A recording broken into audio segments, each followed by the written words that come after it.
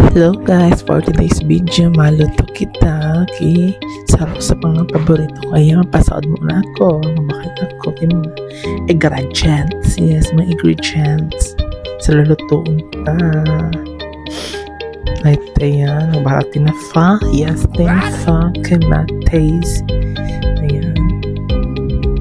Ini palang lulutuin ko. Ini ang pinaka sarap sa favorite kong food, Bicol food, yes. Ayan. Eme-eme, nagkakaabot na nga yan. Nilaw na yan, oh. Diba? Ayan, uwi na pala sa mga ingredients. Narapal ko sa od, kamatis, tinafa, yan. Yan, grabe itong kulada. Ayan, tigiramay ko na, tigali ko na, sudugi. Yes, yung tinikbe. Tarong kilo pala sa nabakal ko dyan na tinapa. Kaya naman, yan.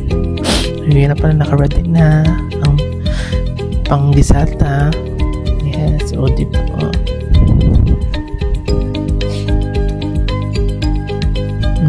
Duop bit. Yan. Mapahinitak-tak kawali. Inatla na, syempre. Yan. Satay na kita ki bawang sibilyan. Kinagkonstin na pa para matosted. Kinagan ko naman ang kamatis. Yes, dapat ako lang kamatis ta. So juicy kang kamatis kadadag kisirang dyan sa lulutoon ta. At yan, halatalatan mo na mag-araso. Charis, may patal. Ay, tigbukag ko na, diba ka matutong. Pwede man talaga. Padig toasted ko lang. Kaya naman, ayan. Lagay ko na lada ba. Sa mga Bicolano dyan, mauragon sa lada. Asang bites, charis. Patal, ayan, kala ko na pala. Yes. Mga Bicolano talaga mas matibay magkaong kilada. Kabaho ang Bicolano. Dahil ka na magkaong kilada. Charis, may patal. At yan, nag-plating na ako. Plating. At yan, sumainit na maluto. Diba? Ayan na. Yung finished product. Yes, ginisang tinapa. Salada. Yes, be.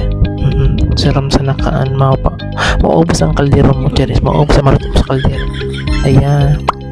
Saram sa na. Wow. So, mahilig din salada.